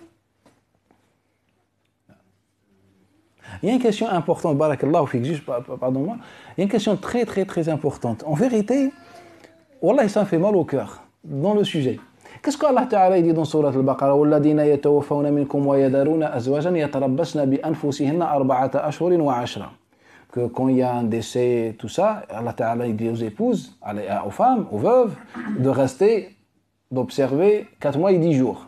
Ce qu'on appelle l'idda. Est-ce qu'on est d'accord? Et bien quelques versets plus tard, Allah Ta'ala va nous dire quelque chose. والذين يتوفون منكم ويذرون أزواجا وصية إلى وصية. Vous prenez le mot avec moi, وصية إلى أزواجهم. Allah Ta'ala, dans le verset précédent, il nous dit, pour les veuves, doivent observer 4 mois et 10 jours. Et après quelques versets plus tard, il nous dit 1 an. On est d'accord? Et bien, le deuxième, ou bien le premier abroge le deuxième, sans divergence, à l'exception de Mujahid ibn Jabr, comme il rapporte l'imam Bukhari, d'après Ibn Abi Nujayh, d'après Mujahid, sauf lui, qui dit qu'il n'y en a pas d'abrogation. Mais moi, j'aimerais bien vous poser une question. Pourquoi l'abrogation existe selon vous? Donc, selon les Usuliyyin, la majorité des musulmans, il y a une divergence, mais la majorité, le nasr existe dans le din, l'abrogation existe dans le din. Donnez-moi la sagesse dans ça, que vous entendez. C'est qu'il y a une évolution dans tout ça. On est d'accord? Vous êtes d'accord avec moi? Si je me trompe, vous me dites. Eh bien, moi, j'aimerais bien que vous m'expliquiez quelle est la sagesse lorsque Allah Ta'ala fait descendre un verset dans lequel on doit attendre, la veuve elle doit attendre 4 mois et 10 jours, et la seconde même, le deuxième verset, qu'elle doit attendre 1 an. Quelle est la sagesse? Elle est où l'évolution? Elle est où cette sagesse? Car ils nous disent qu'autrefois, il y a même des hadiths, la femme avant l'islam devait attendre 1 an pour qu'elle puisse se remarier, se maquiller, faire sa vie normalement. On est d'accord? Et c'est pour ça qu'ils nous disent que les 4 mois et 10 jours abrogent 1 an. On est d'accord? Dans la logique, il fallait que ce verset soit, descendu, si on peut dire, quelques années plus tôt, car c'était la tradition, et plus tard, Allah Ta'ala réforme. Non, ils sont descendus en même temps. Et vous me dites qu'abrogé. Et vous me dites aussi car Surat al-Baqarah est descendue en même temps. Et vous me dites aussi qu'il y a un temps entre l'abrogé et l'abrogeant. Il est où le temps ils sont descendus ensemble? Et donc on a commencé de dire que c'est abrogé, l'autre c'est abrogeant, tout ça autrefois. Mujahid, qui était l'élève de Ibn Abbas, n'était pas convaincu, malgré que c'était l'avis répandu dans son époque. Il leur a dit non. Il leur a dit en fait, la femme doit observer les 4 mois et 10 jours, mais elle doit bénéficier de l'héritage de son époux pendant 1 année, sans prendre en compte la partition de l'héritage. Donc l'héritage se partage, comme le Coran nous dit dans Surat An-Nisa. On est d'accord, Allah a une part. Mais il y a une autre part pour la femme, pour qu'elle vive avec pendant 1 an. Avec sa part de l'héritage, bien sûr. Donc, quand l'époux meurt, on prend une partie pour l'épouse. On fait les calculs, bah voilà l'épouse, tu as pour l'année. Ce que tu as pour l'année. Le reste, bah on fait le partage. Donc, ce que Mujahid disait, sauf que Mujahid disait, il devait, ou bien le mari devait laisser un testament. Là, ce n'est pas cohérent. Quand on revient au verset, Allah Ta'ala dit wasiyatan. Et quand il dit wasiyah, il ne parle pas forcément d'un testament. Car le verbe de wasiyah, il est où? Wasiyatan. C'est le maf'oul comme on a étudié. Et donc il nécessite un verbe. Le verbe, il est caché. Et donc le verbe, c'est quoi? C'est yusrikum. Allah vous conseille une wasiyah. Allah vous conseille de prendre soin pendant 1 année. Prendre soin de vos femmes pendant 1 année. Et donc que vous laissez une partie pour la femme pendant 1 année. Et donc il n'y a pas d'abrogation dans la question. Il y a le verset qui nous dit 4 mois et 10 jours obligatoires pour la veuve, c'est le deuil, c'est normal. Mais pour la prise en charge, c'est pendant 1 année. Après tu viens me dire que c'est abrogé, on descendu ensemble et c'est abrogé. Et elle est où la sagesse? Donc le deuxième point que je voulais aborder en fait c'est justement ce que le frère tout à l'heure il a évoqué par rapport au divorce nombreux, le gros taux de divorce en fait qu'il y a, je veux parler pour notre part de la société française dans laquelle on est, et justement cet échec social, est-ce que vous ne pensez pas que c'est dû justement au fait qu'en fait dans une société qui est comme la nôtre, il faudrait, moi, à mon sens, bien sûr, hein, je ne suis pas en train de remettre en question, bien sûr, les lois de Dieu. Je sais que ce sont des lois immuables qui, à partir du moment où elles sont dans le Coran, sont forcément intemporelles. Mais ce que je veux dire par là, en gros, c'est qu'une loi, logiquement, on part du principe qu'une loi, elle est effective à partir du moment où il y a une autorité qui la fasse appliquer. Par exemple, dans les hadiths que vous nous citez, on voit bien que voilà, dans le litige, que ce soit la femme ou l'homme, à un moment donné, quand il y a conflit, on se dirige vers le prophète pour qu'il tranche. Mais nous, aujourd'hui, ici en France, et je ne suis pas en train de faire la promotion du mariage à la mairie, hein, je suis juste en train de dire que peut-être il faudrait qu'on pense plus comment, je ne vais pas dire adapter l'islam à la société dans laquelle on est, mais encore une fois, réfléchir sur comment on pourrait, nous, justement, pallier à ce problème. Parce que moi, je pense que si aujourd'hui, par exemple, il y a certains frères qui vont avoir des litiges avec leurs femmes, qui pensent qu'ils ont tous les droits de le faire, parce qu'en fait, il n'y a aucune autorité derrière, que ce soit pour l'homme ou pour la femme.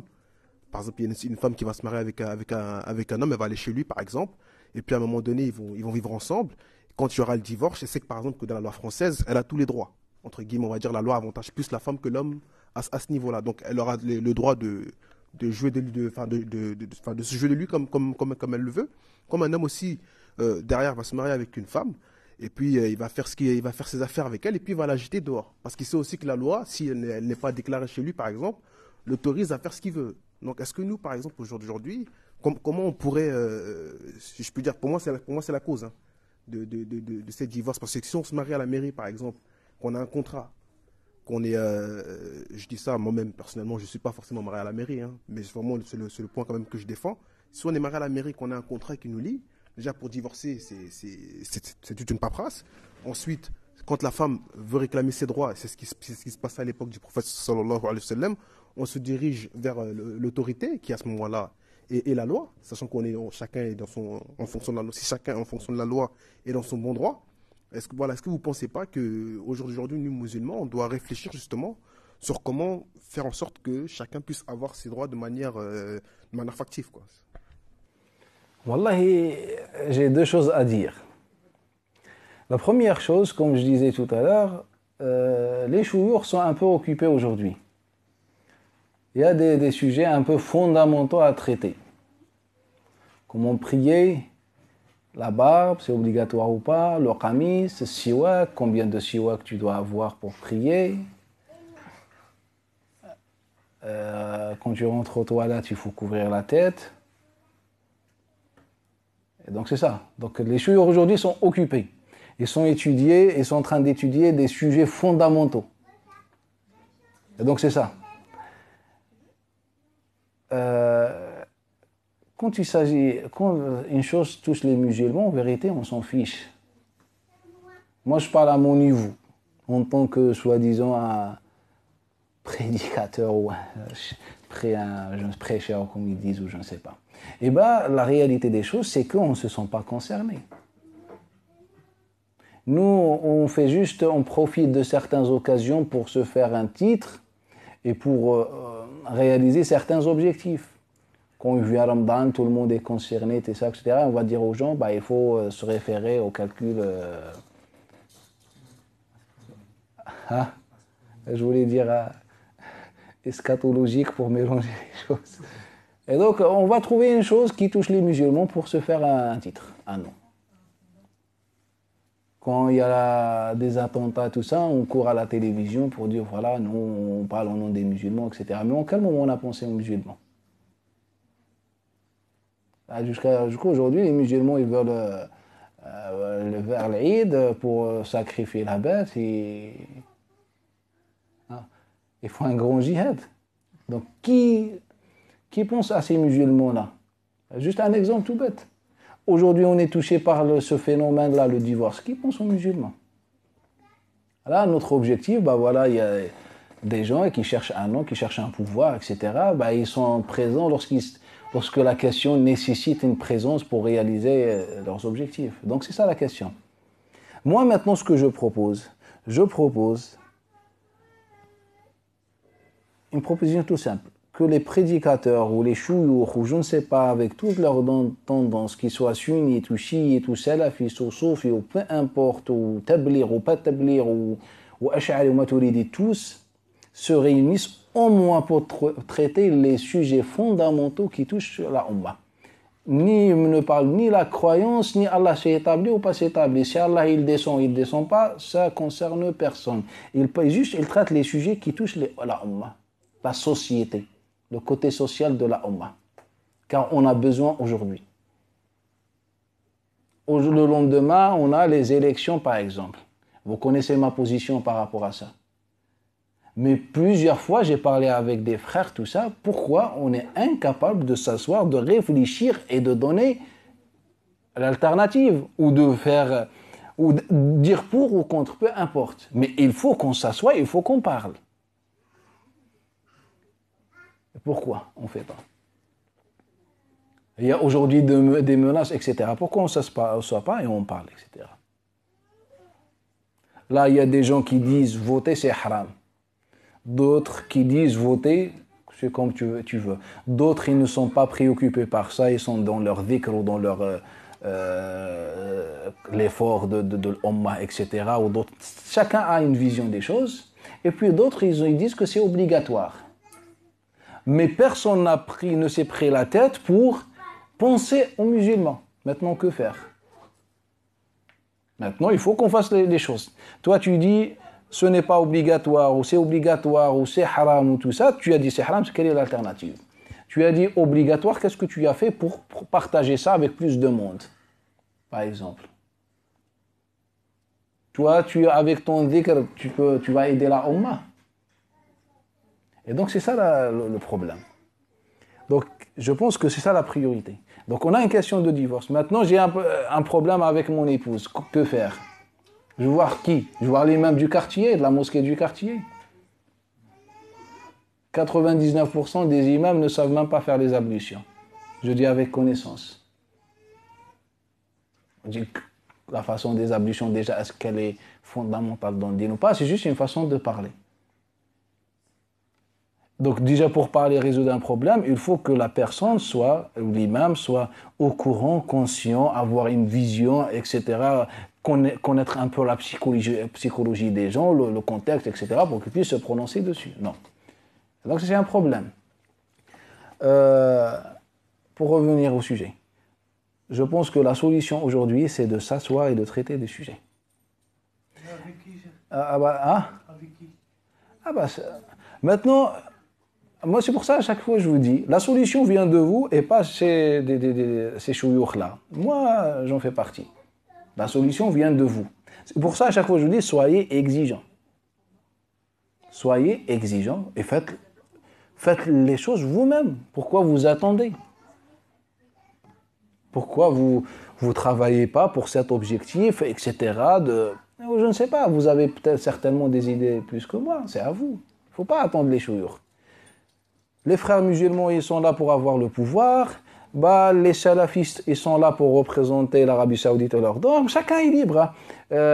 Sauf ils sont occupés avec leur dhikr et tout ça. Ils ont le hadra ou le dhikr ou les programmes de la semaine. Et les gens de tablir les porte-à-porte et le bayan. Qui d'autre? Ou bien des gens qui sont obsédés par les médias, tout ça. Ils veulent se montrer ou je ne sais pas. Et donc c'est ça. Le perdant final, c'est vous. Car tout le monde va s'en sortir. Sauf vous qui êtes préoccupés par l'état de la Ummah et que vous faites partie de la Ummah. Donc au final, personne ne va pas perdre. Et vous, par exemple, c'est quoi votre projet, votre vision? Vous proposez quoi, par exemple? Vous avez le savoir. Moi, je propose... Une feuille de route. Moi, je propose quoi? Moi, je propose juste une idée toute simple.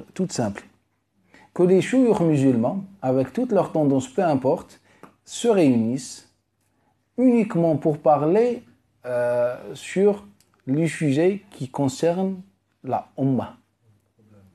Les problèmes, barakallahu fik, de la Ummah. Et donc, qu'ils arrivent à donner l'exemple. Est-ce que vous êtes conscient que les chouyours sont, moi je parle de moi et tout le monde, sont incapables de donner l'exemple à la Ummah? Tous les chouyours vous parlent dans les khutbahs et les conférences de l'union. Est-ce qu'ils le font eux? Ijtima', est-ce qu'ils le font? Les cœurs, l'amour, est-ce qu'ils le font? Ils s'entretuent les chouyours entre eux. Si tu fais une erreur, ou si tu dis une chose mal placée, eh ben c'est l'occasion de t'enlever un peu de la scène. Et donc, si les chouyours sont incapables, eh ben, comment va être l'état de ceux qui suivent ces chouyours-là? C'est-à-dire vous, qui êtes là, ou d'autres qui sont avec un autre prédicateur, etc. Donc c'est un problème. C'est pour ça, à chaque chose, il n'y a pas de Vatican en islam. Prenez vous-même les choses en main et faites les choses, n'attendez personne. Et donc, moi, ce que je propose tout simplement, c'est que les chouyours s'assoient et une fois dans la vie, ils montrent l'exemple.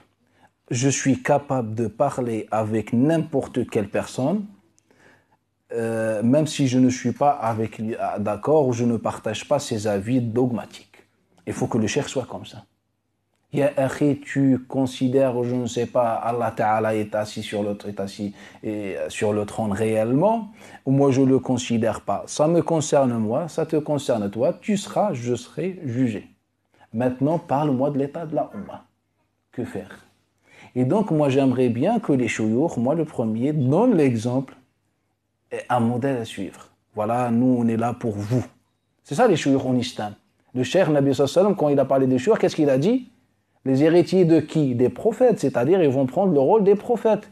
Et le rôle des prophètes, c'est l'islah, faire la réforme, unifier les cœurs. Donc, regardez l'histoire de Moussa alayhi salam et Haroun. J'ai peur que tu dises que tu as divisé Bani Israël. Donc, qu'il donne un exemple tout simplement.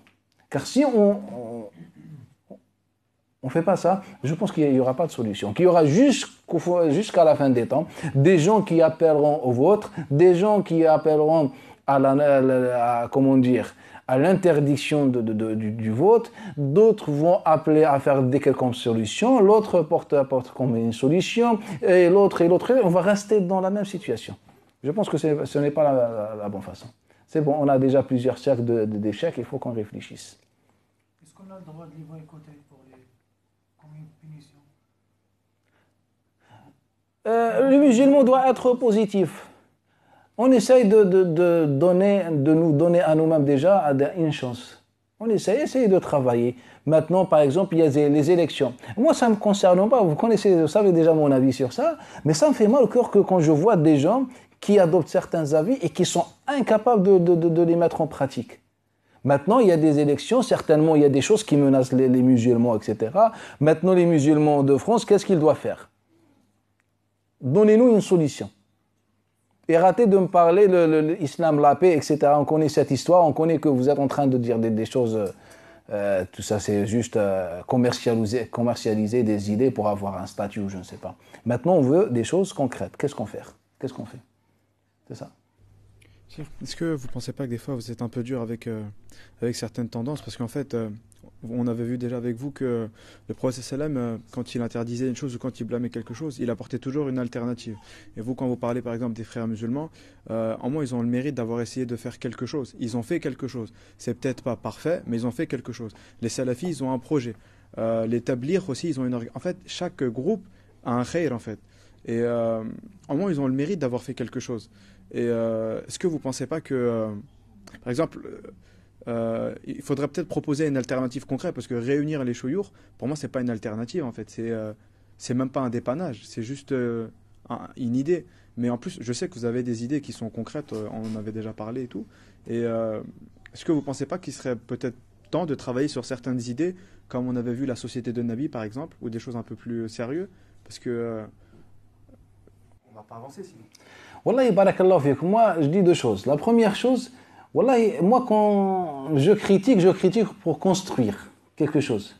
Quand je parle de tabligh ou de salafi, etc., on a dépassé la période de croyance, tout ça. Je vous ai déjà expliqué la raison pour laquelle déjà j'avais parlé de ça. Bref, en fait, moi, je veux juste arriver à une conclusion, à quelque chose de concret pour la Ummah de l'Islam. Donc, si je critique tout ça, c'est vraiment pour construire. Il y a certainement des gens sincères partout qui veulent travailler pour la Ummah, etc. Parfois à cause de l'ignorance ou peu importe les raisons. On n'arrive pas. Deuxième chose. Maintenant, qu'est-ce qu'on doit proposer? Est-ce qu'on doit proposer un projet ou bien un dépannage? Moi, je me suis dit quoi? Je me suis dit, vu qu'il y a, comment dire, on a une occasion aujourd'hui de se réunir. On essaie d'exploiter cette idée. Je dis une idée, ce n'est pas un projet. Car après, c'est beaucoup plus compliqué que ça. J'ai pas mal d'expérience dans ce domaine. Se réunir avec des chouyours, se mettre d'accord sur un point, moi je vous assure que ça fait partie des 7 choses les plus impossibles sur Terre, comme on dit. Tu peux t'asseoir avec même le shaitan en personne, avec qui tu veux, mais avec entre chouyours, penser à la... Moi je pense que c'est impossible. Je pense que c'est impossible. Et on a des expériences et des expériences avant. Mais je me suis dit, peut-être ici en France, on est influencé un peu par la vision occidentale, comment les Occidentaux ils arrivent à travailler ensemble car ils ont des intérêts, etc. Bah, peut-être un jour, on sera influencé positivement de cette position. Moi, le projet que, alhamdoulilah, on a parlé dans la formation de la société de Nabi sallallahu alayhi wa sallam. Il faut, Inch'Allah, tout d'abord généraliser cette formation bi'idnillahi ta'ala et puis de penser comment mettre ça en pratique. Moi je pense, selon moi, il n'y a pas d'autre alternative que ça. Car selon moi, ça vient directement de Nabi sallallahu alayhi wa alihi wa sallam. Salam Cheikh, juste j'ai envie de revenir sur le point que le frère a dit. Maintenant on vit dans un cas là où le frère, ce qu'il a dit se passe. des couples qui sont mariés halal ou islamiquement parlant et ils sont mariés civilement. Et l'homme, il peut se permettre de divorcer sa femme, sachant qu'à la commune ou civilement, c'est pas le cas. Dans la société là où ils vivent, ils sont vus, ils se voient mariés, mais islamiquement parlant, pour les deux, ils sont plus mariés. Comment on peut comprendre ça? J'ai pas trop compris. En fait, c'est que civilement parlant, ils sont mariés. Ils ne sont pas mariés. Ils sont mariés. Ah, ils sont mariés. Et l'homme, il fait le choix de divorcer sa femme, islamiquement parlant. Il a dit anti-mutaliq, sans faire les démarches à la commune. Ah, naam, donc donc ils sont mariés religieusement et civilement. Barakallahu fik. Et puis il y a un divorce religieux. Oui. Naam. Et la question? Et la question, comment on peut comprendre ça? Est-ce que est-ce que c'est un divorce? Et est-ce que c'est pas un divorce? Ça se passe comment? Non, certainement, c'est un divorce et il a réuni ses conditions. Maintenant, je reviens à la question du frère, je l'ai oublié. Je sais pas, je l'ai oublié un petit peu. En fait, c'est une question. Moi, personnellement, j'encourage personne de faire le mariage civil, mon avis personnel. J'encourage personne de faire le mariage civil. Mais si quelqu'un, celui qui le fait, bah, bismillah, il le fait. Car si j'encourage une personne pour faire le mariage, c'est vraiment aussi. Lorsqu'il y a une raison valable ou un khayr absolu ou je ne sais pas. Donc je pense que chacun est libre de faire ce qu'il veut. Mais maintenant, s'il y a un divorce religieux avec ses conditions, etc., ah ben c'est un divorce. Et les démarches administratives, ce sont des démarches administratives. C'est des papiers signés. Cheikh, pourquoi vous n'encouragez pas le mariage civil? J'aimerais juste comprendre certaines choses. Par exemple, on est tous d'accord que le mariage civil, de manière générale, ça renforce un couple. Parce qu'en fait, les gens qui craignent pas beaucoup Allah, ils peuvent craindre Daoula. Ça veut dire que quand ils savent qu'ils sont engagés sur des papiers, qu'il y a des procédures de divorce et qu'il y a un avocat, etc., ça freine beaucoup de gens. Et on a souvent vu, il y avait une hikmah qui disait que parfois on prend certaines choses que le Coran ne donne pas, on le prend par la force. Ça veut dire que il y a certaines choses que Daoula, ils vont donner même aux musulmans en fait. Parce qu'en fait, ça va équilibrer entre les deux. Et en plus, quand on regarde, en fait, je suis pas forcément pour le mariage civil. C'est juste pour comprendre. Et quand on regarde le mariage civil, on voit qu'il n'y a pas forcément quelque chose qui est en contradiction avec le din, au contraire. Quand on regarde comment ça se passe, etc., on voit que c'est l'ishar, ça donne de l'importance, on voit qu'il y a des témoins, on voit que c'est quelque chose qui est karim, qui est noble, qui est un sharaf en fait. Et je vois pas en fait pourquoi vous le déconseillez. Je comprends pas pourquoi vous le déconseillez.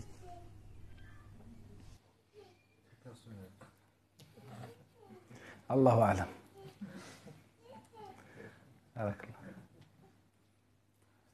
Salam alaikum, cher. Je voulais vous poser une question sur. Je voulais connaître la validité d'un mariage qui a été conclu et l'époux ou l'épouse, mais plus l'épouse, on va dire, se rend compte que la personne avec qui elle s'est mariée a un mode de vie ou des habitudes qui peuvent être et qui sont néfastes pour le couple et pour sa personne. Pour parler clairement, une personne qui se marierait avec une autre et qui découvrirait que cette personne, je sais pas, consomme de la drogue ou boit de l'alcool ou est dealer de drogue ou je ne sais quoi, et cette personne l'aurait caché avant le mariage. Et ensuite, la personne veut divorcer. Donc, la femme veut divorcer. La femme veut divorcer. Est-ce qu'elle doit divorcer ou est-ce que je sais pas, le mariage serait annulé tout simplement parce qu'on lui a caché la vérité ou des choses qui étaient importantes? Enfin, quel est le statut? Wallah, barakallahu fik. La question est intéressante. Donc une femme s'est mariée avec quelqu'un et puis elle se rend compte qu'il, par exemple, il était, comme il a dit le frère, il consommait de drogue ou je ne sais pas. Bref, elle a découvert quelque chose qui n'était pas dévoilé avant le mariage. Dans ce cas-là, si tu cherches à savoir si elle a le droit ou pas de divorcer, bah bien sûr, comme on a vu, elle a le droit, elle n'attend pas déjà ça pour divorcer, elle aimerait bien. Sauf que si on parle de ce cas-là, donc certainement, il doit deux choses. Donc, ce que ce mari a donné à la femme comme dot, etc., elle le garde. Deuxième chose, un point fondamental, al-mata' wa lil-mutallaqati mata'un bil ma'ruf. Allah Ta'ala impose aux époux de donner un mata'. Al-mata' veut dire deux choses. La prise en charge, c'est-à-dire la nourriture, etc. à la maison. Et al-mata', et la deuxième chose, c'est comme on faisait, comme il disait Abdullah ibn Abbas, a'lahu al-khadim wa adnahu al-kiswa. A'lahu al-khadim wa adnahu al-kiswa, c'est-à-dire une somme d'argent ou quelque chose que le mari doit donner le jour du divorce. Cela concerne tous les cas de divorce. Tous les cas de divorce, dans toutes les conditions, tous les cas de divorce sans divergence. Le verset est clair. Donc, il doit prendre en charge la femme, etc. Et il doit aussi donner un mata' supplémentaire, c'est-à-dire une somme d'argent, ou je ne sais pas, autrefois, dans l'époque de Nabi sallallahu alayhi wa sallam, on donnait des servants pour faire, etc., ou travailler pour eux, ou je ne sais pas, parfois on donnait des habits, car c'était quelque chose de cher, les habits, etc., autrefois. Donc, et ce qui est en plus, c'est que la dot, elle ne donne pas la dot. Maintenant, c'est un divorce, ça. Et le mariage n'est pas annulé automatiquement. Sauf si la personne est dépendante de la drogue. Donc, elle arrive à ce point, et là, c'est considéré comme un défaut. Et donc, dans le défaut, le mariage peut être annulé dans un avis. Automatiquement, ce n'est pas considéré comme divorce. Mais en finalité, c'est la même chose.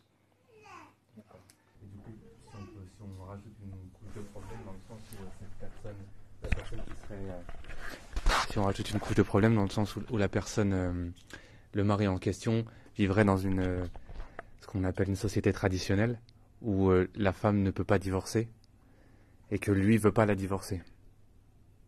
Comment ça se passe pour elle? Tout simplement, elle va voir un imam, une association musulmane, ou peu importe, et on prononce son divorce, et on envoie un message, un texto, comme vous dites, au mari que c'est bon, le divorce est prononcé. La femme ne doit pas attendre la satisfaction, ou bien quand le mari aura changé d'avis, non. Elle va directement voir un imam à la mosquée, il n'a pas le choix religieusement, il a l'obligation de prononcer leur divorce. Donc il essaie de contacter le mari, etc. Et puis il parle avec lui. Donc si ça ne donne rien du tout, il lui dit tout simplement, je vous considère divorcé. Si la femme est présente et c'est elle qui demande ou accepte, donc il prononce directement le divorce. Et ils sont divorcés. Je n'ai pas très bien compris la question. Car de nos jours, avec mon expérience et mon entourage, il y a beaucoup de gens, la majorité moi je suis d'origine maghrébine, la majorité d'origine maghrébine se sont remis dans le dîn depuis 10 ans ou 15 ans. Moi personnellement j'ai 35 ans, je suis né, j'ai grandi ici dans les quartiers. Et tous ceux que je sais qui sont mariés, moi personnellement je suis marié, c'est des gens, avant ils faisaient des bêtises. Et après ils sont revenus dans le dîn, alhamdoulilah maintenant ils sont mariés, ils travaillent depuis des années, etc. Donc la question qui se pose, quand quelqu'un il cherche à se marier, est-ce qu'il est obligé de raconter son passé à sa femme, alors que ça date il y a 15 ans, 10 ans, 20 ans? Non, on ne parle pas du passé. Là, le frère, il parle d'une femme qui vient de découvrir que son mari était un dealer de drogue ou je ne sais pas. Il était. Non, actuellement, il l'est. Ah, actuellement? Et naam. Ah, d'accord. Donc, au présent, on parle au présent. Naam, au présent, naam. Je n'ai pas compris. On efface ce que je dis, alors j'oublie. Une question simple. Pendant le divorce, après le divorce, les enfants restent avec la femme ou pas? Naam. Concernant les enfants, il y a le hadith que rapportent les gens de Sunan d'après Amr ibn Shu'aib, d'après son père, d'après son grand-père. Il y avait des cas similaires dans ce sens-là dans l'époque de Nabi sallallahu alayhi wa sallam. On a deux cas. C'est le cas qui est rapporté avec ses chaînes de transmission d'après Abdullah ibn Amr ibn As. Et puis le deuxième cas, c'est il y a Rafi' ibn Sinan. Ja'far ibn Abdul Hamid al-Ansari, d'après son père, d'après Rafi' ibn Sinan, qui est rapporté par Ahmed et d'autres. Abdullah ibn Amr nous raconte l'histoire d'un homme avec une femme qui voulait divorcer, ou bien qui venait de divorcer, et puis ils sont venus voir le Nabi sallallahu alayhi wa sallam concernant leur enfant. Et là, le Nabi sallallahu alayhi wa sallam a demandé à la femme de reprendre son fils. Et il lui a dit dans le sens que sa salive et sa sueur est meilleure que l'or qu'il peut avoir avec toi. La sueur et la salive de sa femme, de sa mère, est meilleure que tout ça. Et après un autre récit, donc c'est un récit, mais il parlait plus d'un enfant un petit enfant. Et puis l'histoire de Rafi ibn Sinan nous parle d'un enfant qui fait la différence entre le khayr et le bien. Peut-être il avait 12, 13 ans, 14 ans, je ne sais pas, quelque chose comme ça. Et donc, il nous dit, mais cette fois-ci, sa mère n'était pas musulmane. Car Rafi ibn Sinan avait embrassé l'islam et sa femme a refusé d'embrasser l'islam. Et là, ça nous dit une idée générale. Bref, je ne vais pas aborder, peut-être un sujet sur ça, Inch'Allah, concernant cette question. Donc, elle n'était pas musulmane. Et il y avait un divorce plus tard, et elle voulait récupérer sa fille. Donc, ils sont partis voir le Nabi sallallahu alayhi wa sallam, elle lui dit, ya Muhammad, voilà, il veut prendre ma fille. L'autre, il dit, ya Rasulallah, voilà ce qui se passe. Et là, le Nabi sallallahu alayhi wa sallam demande à l'enfant de choisir entre sa mère et son père. Et donc l'enfant se dirige vers sa mère. Et là, le Nabi sallallahu alayhi wa sallam dit, Allahumma hadihi, la fille se dirige vers sa mère. Et puis le prophète lui dit, oh Allah Ta'ala, guide-la. Et puis elle change automatiquement, elle prend la main de son père. Ce qui est intéressant dans ce récit, deux choses. La première chose, c'est que le Nabi fait la différence, ou bien le Nabi sallallahu alayhi wa sallam parfois donne le choix, parfois il demande d'aller avec la mère. Et donc c'est pour ça que les savants disent généralement, en fait, quand l'enfant il est petit, il ne fait pas la différence, il n'est pas indépendant, ou bien il ne raisonne pas bien, il est petit. Dans ce cas-là, il est avec sa mère automatiquement. Ce qui s'est passé entre Asim et Omar ibn Khattab, dans l'époque de Abu Bakr as-Siddiq, comme il rapporte Qatada d'après Saïd ibn Musayyib, Omar voulait prendre son fils Asim, Asim voulait garder son fils. Et là, Abu Bakr as-Siddiq lui a dit pratiquement la même chose. Il lui a dit que sa sueur et sa salive est meilleure que l'or qu'il peut avoir avec toi, ya Omar. Et puis, deuxième chose, et puis, le Nabi sallallahu alayhi wa sallam, dans le cas de l'affaire, il donne l'occasion à cette jeune fille. Donc, on pense qu'elle était un peu plus âgée ou bien un peu dans un âge qui lui permet de réfléchir, etc. Après, deuxième chose intéressante, c'est que le Nabi sallallahu alayhi wa sallam, et ça c'est une vision importante, on va l'avoir vraiment avec beaucoup plus de détails quand on arrive, Inch'Allah, dans le programme de cette année, le côté de l'histoire, la vie sociale ahmadienne. Et aussi la politique ahmadienne de Nabi sallallahu alayhi wa sallam. Là, le Nabi sallallahu alayhi wa sallam, malgré qu'elle n'était pas musulmane, le Nabi sallallahu alayhi wa sallam dit à la jeune fille, choisis. Et elle choisit sa mère. Maintenant, que le fait que le Nabi sallallahu alayhi wa sallam a fait ad-du'a ne change pas grand-chose. Car au principe, elle a le droit de choisir. Ce qu'on retient du hadith, elle a le droit de choisir. Et donc tout simplement, on comprend qu'en islam, en vérité, ce n'est pas question musulman par musulman, c'est question le choix, la liberté et le confort de l'enfant. Donc si l'enfant choisit sa mère ou son père, il a le droit. Qu'il est ou qu'elle est musulman ou musulmane. Donc, non. Et donc après la charge pécuniaire, il est pour qui? Pour l'homme ou pour la femme ou pour les deux? En fait, pour l'enfant. Ouais. En fait, tout simplement, l'enfant, donc généralement on a deux avis. L'avis majoritaire, c'est que l'homme n'est pas concerné par la prise en charge de l'enfant.